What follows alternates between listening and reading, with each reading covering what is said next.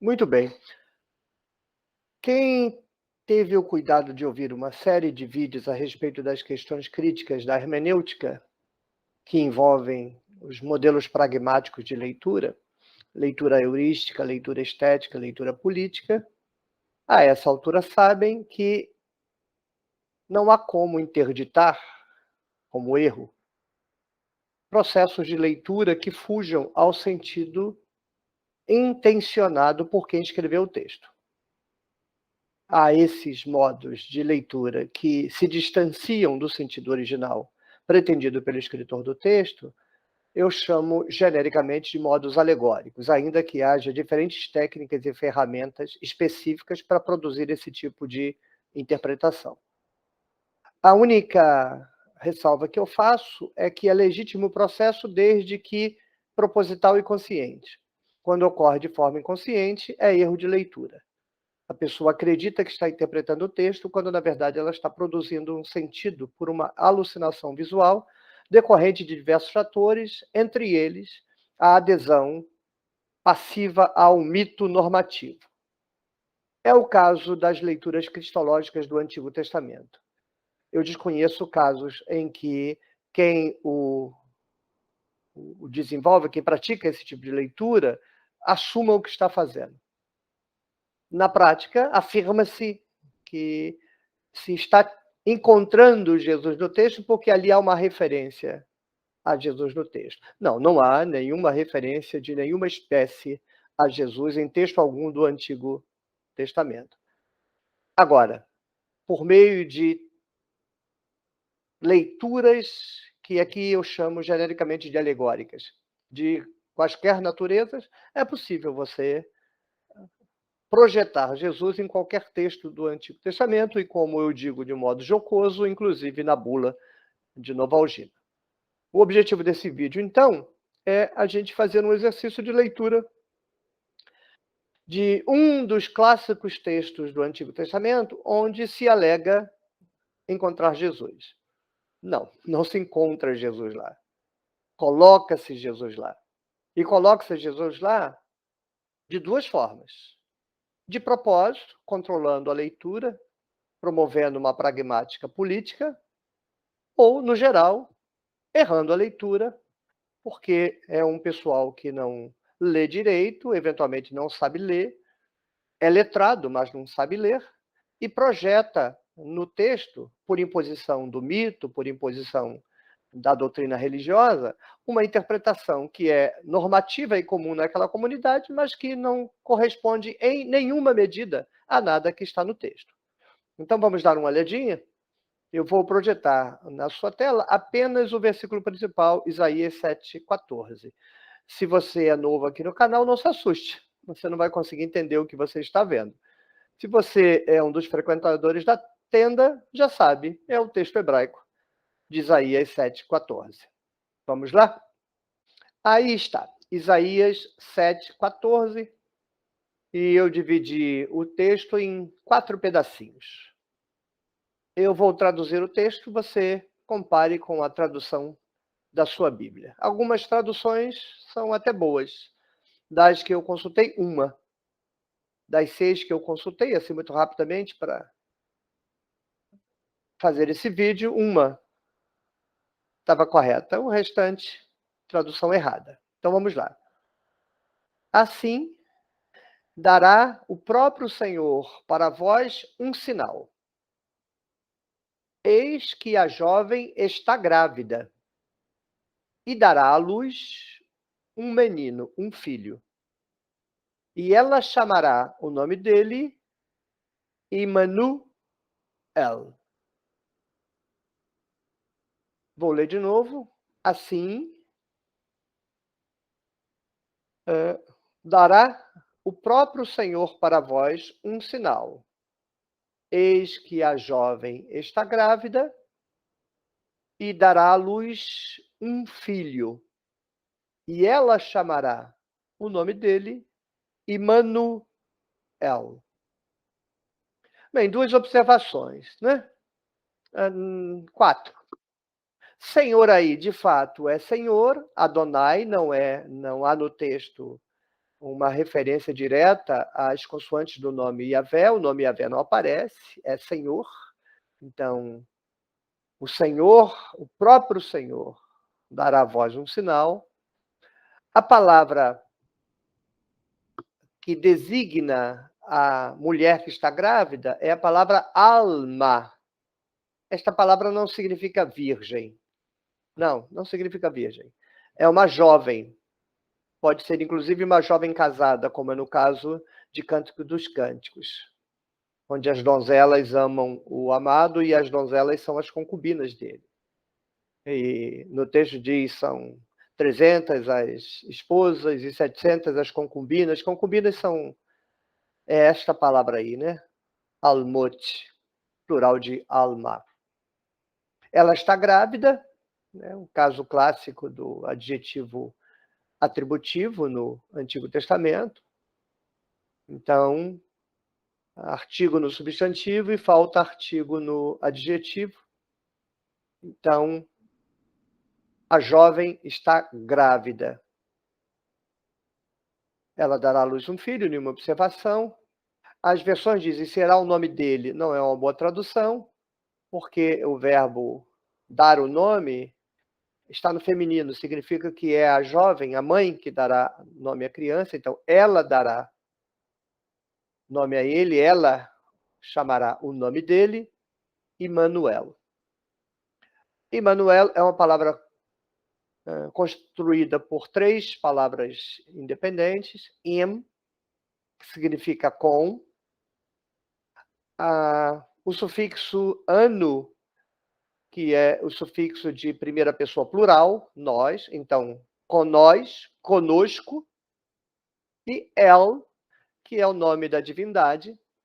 E, neste caso, o próprio nome da divindade cananeia, em algum momento incorporado à identidade de Yahvé. Apenas por uma questão da construção de nome, né? Porque é como Israel, é o mesmo feitio. Israel é uma referência a El, o Deus cananeu. Então, Immanuel é uma forma de você dizer Deus está conosco. Esta declaração, Deus está conosco, é a pressão psicológica e teológica que faz com que quem enxergue Jesus nesse filho se certifique psicologicamente tratar-se de Jesus, porque na teologia dele, Jesus é Deus conosco. Mas é um fruto de ilusão de ótica, é um fruto de leitura errada e é um fruto de confusão teológica. Essa confusão teológica se resolveria por uma atenção ao texto, e a atenção ao texto se resolveria lendo. Então, se a gente volta nos capítulos, nos versos anteriores e nos versos seguintes, o contexto esclarece de quem está se falando. É uma referência ao rei Acais. O rei Acais está preocupado porque ele ouviu movimentações dos reis do norte e que há uma possibilidade deles invadirem o seu território, então ele está angustiado, apavorado mesmo. O profeta chega até ele e diz, não vai acontecer. E como garantia de que não vai acontecer, ele pode pedir um sinal à divindade. Acais diz que não pedirá um sinal. O profeta diz, pode pedir um sinal nas profundezas do Sheol, nas alturas do céu. Peça qualquer coisa e Yahvé vai te mandar um sinal para você saber e ficar tranquilo, em paz. A sua vida está protegida. E aí, não vou pedir um sinal, não. Aí o profeta diz, então, o próprio Senhor, tá vendo? Aí é este versículo. Sendo assim, o próprio Senhor vai te dar um sinal. Aí qual é o sinal? A jovem está grávida. Ela vai dar um filho e chamará o nome dele Emanuel. E antes que esse menino saiba rejeitar o que é ruim e escolher o que é bom, esses 2 reis, dos quais você está temendo, tremendo, com medo, apavorado, terão sido reduzidos a pó. O que o texto está dizendo? Olha, é tão certo, mas tão certo, que você não será atacado, que sabe esses reis que estão enchendo o seu coração de terror? Veja bem, neste momento, a sua mulher, a jovem Alma aí é a mulher de Acais, ela está grávida. Ela vai ter um filho, 9 meses, e você não será atacado, porque ela terá um filho. Esse menino se torna herdeiro. Emanuel, ele é o filho do rei, e eu já explico isso daqui a pouco. Ele vai crescer, vai se desenvolver, e antes que ele chegue à idade de menino e assuma a identidade de homem, uma referência antiga à noção de bar mitzvah, né, a emancipação do menino. Ou seja, isso é o que significa ele escolher o bem, o que é bom, e rejeitar o que é mal. A razão do seu medo já terá se dissipado. Ou seja, não há razão nenhuma de você ter medo.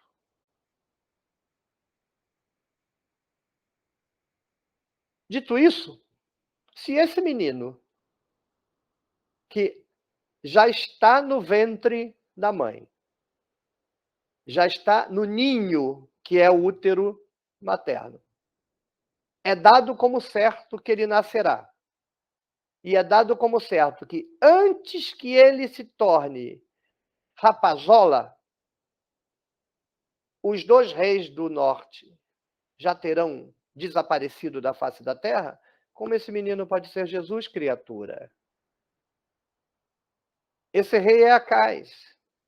Estamos na virada do século 8 para o século 7. Jesus só vai nascer 700 anos depois, criatura. Tudo bem que haja um xamã de Jesus na sua igreja fazendo você ler errado a Bíblia, mas você lê errado porque quer. Porque você aprendeu língua portuguesa. É só ler direitinho. Tudo bem, você quer ler de propósito como uma referência a Jesus? Pode, faça uma alegoria. Mas não é o texto. É você. O texto continua falando do filho de Acais. E a gente sabe até o nome dele, Ezequias. É uma referência a Ezequias que está na barriga da mãe. Não tem absolutamente nada a ver com Jesus. Nada. Nada. E em que aumenta a importância de Jesus? Você lê errado esse texto. Só prejudica a sua vida, porque em vez de você aprender a ler, você desenvolve um analfabetismo funcional regado a uma falsa espiritualidade, porque não há espiritualidade nenhuma em ler errado. Por que Immanuel? Porque esse menino que está na barriga da mulher de Acais, porque esse feto que vai nascer, Ezequias, a mãe dele o chamará de Emanuel? Porque ele é o herdeiro do trono. Vamos ao Salmo 2? No Salmo 2 está dito assim: eu coloquei o meu rei no meu monte sagrado. Aí agora fala o rei: proclamarei o decreto de Yahvé. Agora o rei vai proclamar o que Yahvé diz: tu és o meu filho, eu hoje te gerei. No Antigo Testamento, o rei é a representação de Deus junto à população. Quem olha para o rei vê um representante de Deus, como o Papa. O católico olha para o Papa e vê um representante de Deus. Os judaítas eram ensinados a olhar para o rei e ver um representante de Deus. Então, enquanto o rei está no meio do povo, é como se Deus estivesse no meio do povo. Por isso, Ezequias, Acais, Asa, Josafá, todos os reis são Emanuel. Deus está conosco. Não tem absolutamente nada de cristológico nisso, sequer messiânico. No momento da redação desse texto, sequer existe expectativa messiânica. A expectativa messiânica é uma invenção judaica pós-exílica, muito pós-exílica. E ainda assim uma invenção judaica de empréstimo à religião persa, porque não é uma tradição originalmente israelita, é persa, como praticamente todas as doutrinas dos fariseus, são zoroastrianas. Esse texto foi escrito numa época em que não existe teologia messiânica, existe apenas uma teologia monárquica, na qual o rei encarna a presença da divindade. Num país vizinho, o Egito, essa representação é mais radical. Em Israel, o rei representa o Deus. Num desenvolvimento posterior, porque o Salmo 2 é da época de Macabeus, o rei passa a ser filho de Deus. Daí Jesus ser chamado de filho de Deus no Novo Testamento, porque ele tinha pretensões revolucionárias para retomar de Roma o trono de Jerusalém. Logo, proclamar-se rei. Daí ele ser chamado de filho de Deus, e daí ele ter sido morto por isso, por nenhuma outra razão. Jesus foi executado porque pretendeu ser rei de Jerusalém, e Roma disse, aqui não, e o matou, e a prova disso está no topo da cruz. Jesus de Nazaré, rei dos judeus. No Egito, eles foram além disso. Talvez porque o poder dos faraós eram muito superiores ao poder dos régulos de Judá e de Israel, e o faraó se apresentava como uma encarnação divina. Ele não era um mero representante do Deus. Ele era a própria encarnação divina. Lá na Babilônia, Nabucodonosor é a estátua do Deus, a Tsalmu do Deus. Mesma palavra hebraica que está lá em Gênesis 1, 26. O Adão é a Tselem do Deus. Nabucodonosor é a Tsalmu do Deus. Logo, esse termo não tem nada de teológico no sentido cristão, não tem absolutamente nada de teológico sequer em perspectiva messiânica. É um fóssil vivo de uma forma de mitologia e teologia demagógica, no sentido técnico do termo, de vender à população a teologia de que o rei é representante de Deus, de tal modo que respeitar o rei é respeitar o Deus, ferir o rei é ferir o Deus. Daí as tradições. Não devemos tocar sequer no ungido do Senhor. Ou seja, para quem sabe ler, para quem foi para a escola, passou pelo ensino fundamental, pelo ensino médio, basta ler o texto. Não precisa ler teologia, não precisa ler nada. Mesmo que a tradução esteja errada, esteja lá a palavra virgem. Porque a hora que você lê, você vai ver que se refere a Ezequias. Então, Ezequias nasceu de virgem. Não há outra conclusão. Qualquer outra conclusão é porque a pessoa não sabe ler. E para encerrar, eu diria então, por que as traduções virgem? Duas observações, talvez três. Quando o texto de Isaías foi traduzido pelos judeus de fala helênica, lá de Alexandria, e com isso eles montaram a Septuaginta, a palavra que eles escolheram para traduzir Alma foi Partenos. Você deve conhecer a palavra Partenos da escola do ensino médio, quando você, estudando ciências, aprendeu os vários métodos de reprodução, e um dos modelos que há na natureza é a partenogênese. A partenogênese é um método em que não há fecundação por um macho. A fecundação é feita pela própria fêmea. Por exemplo, há uma espécie de escorpião no Brasil, escorpião amarelo, onde só há fêmeas, não existe macho. E elas se reproduzem por partenogênese. A abelha também se reproduz por partenogênese. Há, inclusive, alguns animais superiores, como peixes, que se reproduzem por partenogênese. E a palavra significa virgem. Aqui, no caso da Septuaginta, cabe uma pergunta honesta. Os gregos de Alexandria traduziram a palavra Parthenos, usaram a palavra Parthenos. Reconhecendo nela apenas a palavra jovem, eles não tinham o interesse de criar uma ilusão de que ali há um milagre sendo anunciado, uma virgem vai ter um filho. Não se trata disso, não é uma virgem. Acais copulou com a sua esposa, por isso ela engravidou. Ela não engravidou por obra e imagem de Yahvé. Foi o rei que a engravidou. Quando os judeus de Alexandria usaram a palavra Parthenos para traduzir, eles estão cometendo um erro sem saber, porque vão gerar uma possibilidade de interpretação, mas eles estão querendo manter o sentido de jovem, ou eles já estão impregnados da mitologia grega? Porque na mitologia grega é onde estão os nascimentos dos heróis que nascem de virgens.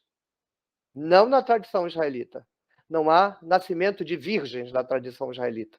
Nem em Isaías. Mas no mundo grego há. Heracles nasce de uma virgem.